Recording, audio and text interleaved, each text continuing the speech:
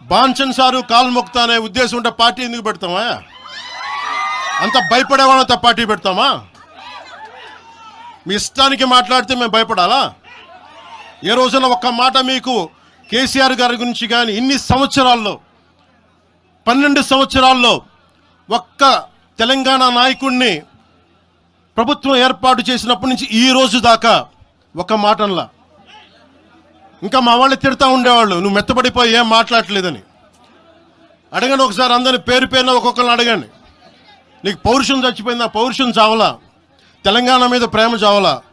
అది తప్పుగా అర్థం చేసుకుంటారు. మీరు అర్థం చేసుకుని నేనేం మాట్లాడను ప్రస్తుతానికి అని చెప్తా. ప్రజలు కోరుకున్నప్పుడు నేను మాట్లాడతా. ఎంత కమిటెడ్గా ఉన్నాను తెలంగాణ కంటే. జనసేన మా వాళ్ళందరూ ఎదురు చూస్తున్నారు తెలంగాణలో జనసేన ఎదగాలని.